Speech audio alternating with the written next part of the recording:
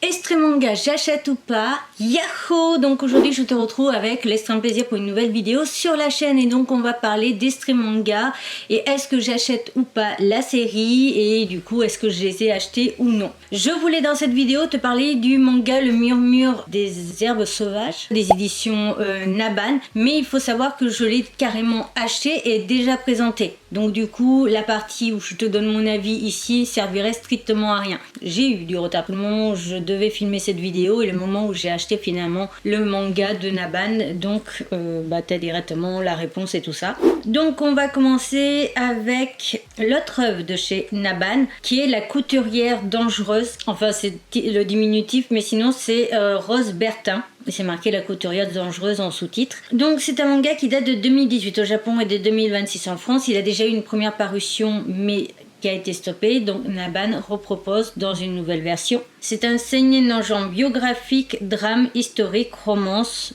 couture et histoire. La série est toujours en cours avec 12 tomes de parus au Japon.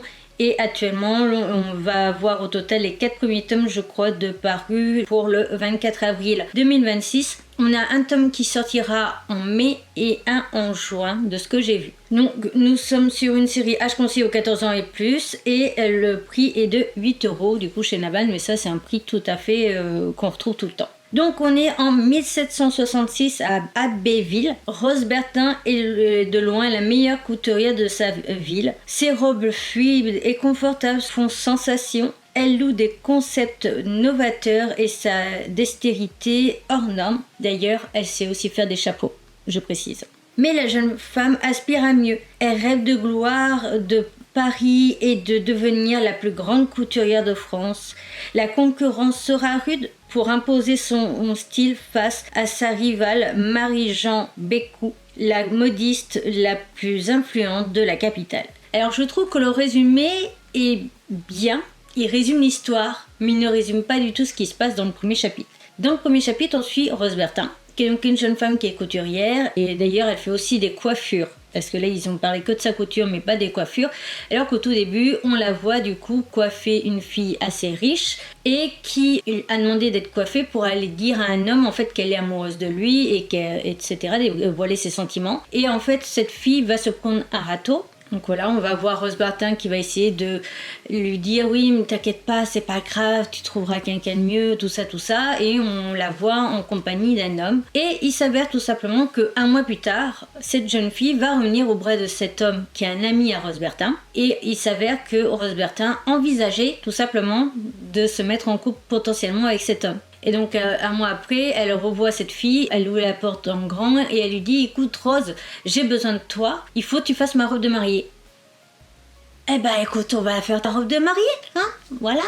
Et après ça, elle va tout simplement décider de partir à Paris pour pouvoir réaliser son rêve parce qu'elle se dit après tout, mon objectif de mec, il vient de s'envoler. J'avais l'objectif d'aller à Paris mais j'hésitais un petit peu. Ah bah on va finalement aller à Paris et on va faire les choses telles qu'on a voulu. Et donc c'est ça que l'on va suivre au niveau de l'histoire. Donc même le côté rivalité avec la jeune Marie-Jeanne, on ne le voit absolument pas dans l'extrait. Et ça, c'est un petit peu dommage parce que du coup, quand tu lis le résumé et après tu tombes sur l'extrait, tu te poses des questions. Même si on le sait, on le voit qu'elle va partir pour Paris, ça n'emmène pas exactement les mêmes sensations au niveau du scénario. Et personnellement, j'avais pas lu le résumé avant de lire l'extrait. Et donc du coup, ça me donne encore plus envie de m'intéresser à ce manga. Tout simplement parce que j'adore la couture. Si tu as vu aussi mes vidéos, je parlais une vidéo présentation de 2 K-dramas qui parlait de mode et de luxe et d'influenceuse. En fait, j'explique que la mode, la couture et tout ça, c'est quelque chose qui me fascine et qui m'attire depuis des années. Et donc du coup, pourquoi pas lire un manga là-dessus. Et puis en plus, je trouve que c'est pas un sujet qu'on voit beaucoup dans les mangas. Et surtout, j'adore aussi le mélange avec les époques 1700 et tout ça. Donc personnellement, est-ce que j'achète ou pas la série? La réponse est oui. Et la réponse est je vais potentiellement essayer d'acheter les premiers tomes pour avoir tous ceux qui seront sortis jusqu'à juin et te présenter ça en juin. Parce que le mois de juin, ça va être comme d'habitude, un mois en fait où je te présente des titres potentiellement qui sont sortis depuis le début de l'année, etc. Et les petits conseils en fait avant la Japan Expo. Donc du coup, on se retrouvera pour parler de Rose Bertin très rapidement. avec les 6 premiers tomes je crois, ou les 5 premiers tomes. On continue cette vidéo avec mon avis sur Fleurs et Dragons, un manga des éditions Komiku. Donc c'est une œuvre qui date de 2023 au Japon, retiens bien la date au Japon, et de 2024 en France. Oui, tu ne te trompes pas, et je me suis pas trompée d'année. Et le truc, c'est que j'ai eu l'extrait récemment à la librairie Manga 4, donc j'ai pas trop compris comment ça se faisait. Est-ce que la maison d'édition propose des extraits de trucs déjà un petit peu sortis pour relancer les ventes, potentiellement. Nous sommes sur un shoujo qui est à l'origine un webcomic, dans le genre drame, fantasy, romance, tranche de vie, amour, chevalerie et dragon. Nous sommes donc sur une série qui est toujours en cours avec 4 tomes. Il date de 2023 au Japon. Komiku adore les titres comme ça où il faut quasiment un an pour avoir un volume, c'est impressionnant. Et donc 3 tomes en France. Le dernier tome est sorti du coup le 21/08/2025.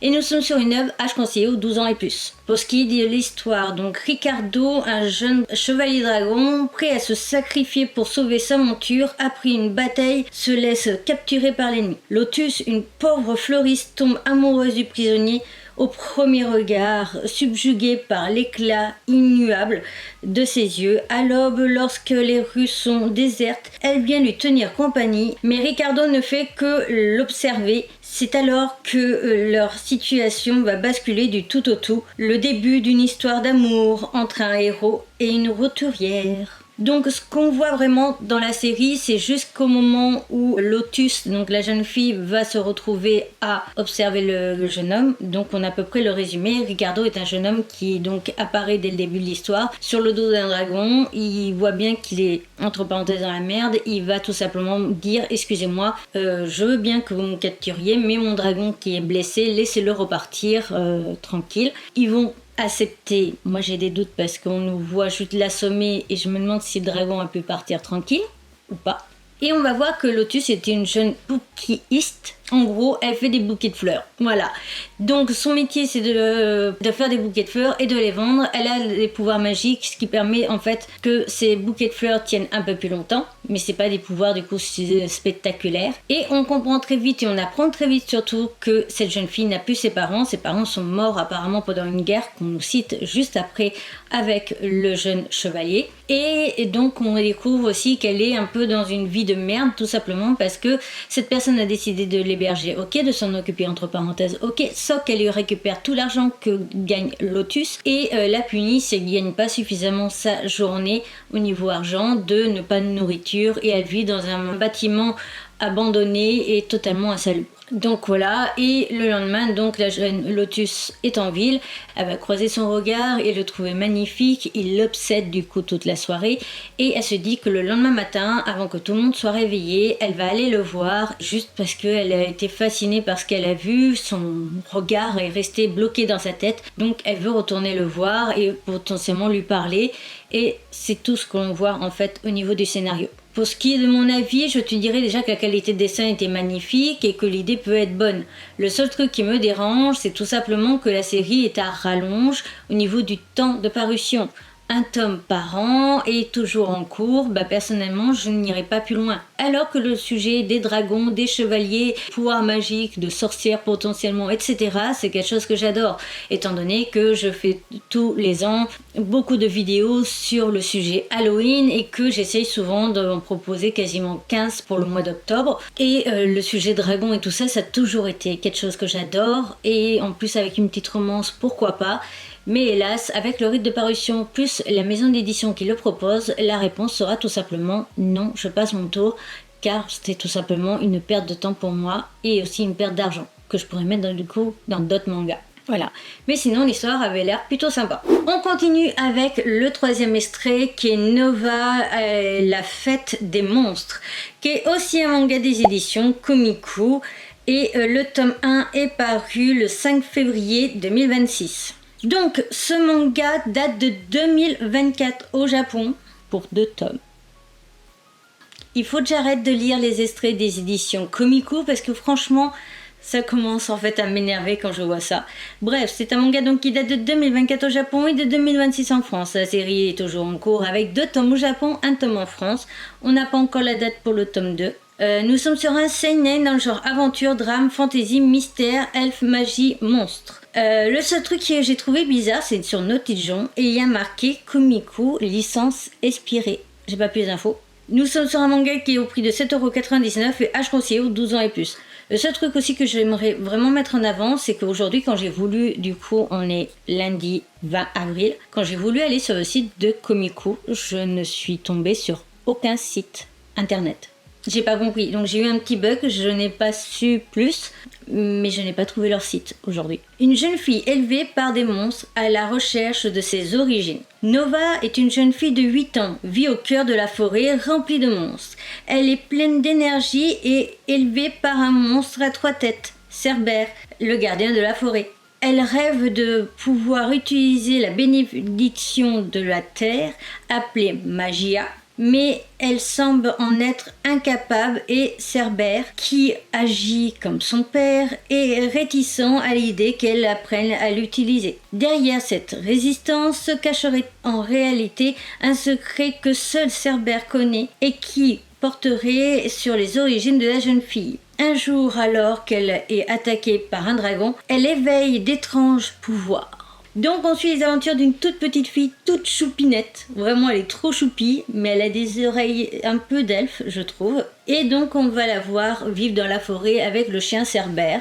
On va voir une petite histoire toute mignonne entre ces deux personnages. D'ailleurs, ce qui est marrant, c'est en fait que chaque tête a un nom. On voit qu'il y a 2 têtes en fait qui sont réveillées et que l'autre tête est endormie et elle dort pendant que les 2 autres sont réveillées et inversement. Il y a des arbres, au lieu que ce soit des arbres de fruits, ce sont des arbres de viande, qui rend encore les choses encore plus drôles. Et elle va être aussi en compagnie d'une sorte de hibou un petit peu particulier. En ce qui concerne l'histoire, je trouvais déjà que l'idée était toute chou et j'ai vraiment aimé l'idée en soi, le fait qu'on soit avec des créatures que tout le monde normalement a peur et là finalement bon, on voit un Cerbère papa poule. Et c'est trop mignon. Mais malheureusement, le fait que l'histoire soit chez Komiku et le fait qu'on va encore avoir une œuvre avec un seul titre par an, bah personnellement, ça m'a encore une fois refroidi. Et je me pose de plus en plus de questions par rapport à toi en tant que lecteur. Est-ce que ce genre d'œuvre où tu dois attendre plus d'1 an des fois pour avoir un tome, c'est quelque chose que tu aimes réellement ou tu achètes parce que finalement l'œuvre te plaît et puis finalement bah, t'as pas le choix parce que soit t'as pas capté qu'il y avait ça, soit tu le sais mais tant pis, de toute façon c'est un peu le jeu. Parce que je vois de plus en plus du coup, chez Komiku ça a toujours été ça, enfin la plupart de leurs titres, mais je le vois aussi de plus en plus chez Meian qui nous propose de plus en plus de titres comme ça où on n'a pas forcément la suite. Alors Meian aussi, je sais que c'est selon les ventes aussi, ils ralentissent la présentation des titres en France, ce qui est dommage parce qu'en fait ils se tirent une balle dans le pied. Parce que quand je vois qu'il y a un de leurs titres qui est sur le thème médical qui galère à faire sortir alors qu'il est terminé au Japon, bah personnellement, moi, on me sortirait les derniers tomes, je continuerai d'acheter et je lirai réellement la série. Que là, bah, je suis juste en attente et j'attends. Je vais pas acheter la suite tant que je sais pas si ils vont vraiment terminer ou pas l'aventure. Et je trouve ça un petit peu dommage parce que vraiment, je trouve que c'est se tirer une balle dans le pied. Surtout qu'à côté, ils ont les finances pour sortir toujours plus de nouvelles séries. Terminez déjà les séries que vous avez et après on verra pour de nouveaux titres. Personnellement, c'est comme ça que je ferai. Et après, je suis pas dans le monde du manga, donc au pire, j'espère que Nico de la chaîne Nico TV et qui est le président de Château, enfin le créateur de la maison d'édition Château pourrait répondre à ça, mais je trouve ça un petit peu dommage. Toujours est-il, en ce qui concerne ce titre, il aurait pu aussi énormément me plaire, mais personnellement, du coup, bah, je passe mon tour à défaut d'eux. Cette vidéo Extrême Manga j'achète ou pas est donc à présent terminée. J'espère de tout mon cœur qu'elle t'aura plu. Si c'est le cas, n'hésite surtout pas à me le faire savoir. On like, on commente ou on partage. On se retrouve donc très rapidement pour une nouvelle vidéo Extrême Manga j'achète ou pas, parce que je vais t'en présenter déjà 2 qui sont du même mangaka. Donc tout simplement la nouveauté No Devil, qui est un manga donc chez les éditions Kana et qui est fait par un mangaka français, et que tout simplement il y a Suite Concrète, si je le prononce bien, qui est déjà disponible par le même auteur et une série terminée en 3 tomes. Je ne sais plus si je te l'avais présenté ou pas, mais là je me dis que ça peut être plutôt intéressant justement de relire potentiellement l'extrait pour voir s'il va m'intéresser et de comparer du coup avec la nouvelle œuvre du mangaka. Voilà, donc si ce n'est toujours pas fait, pense à t'abonner, c'est rapide, gratuit, ça me ferait extrêmement plaisir. Je te mets donc ma précédente vidéo Extrême Manga j'achète ou pas ici, la playlist par ici, comme d'hab mes réseaux sociaux, mes comptes Vinted, et sur ce je te retrouve bientôt pour une nouvelle aventure. Bye bye.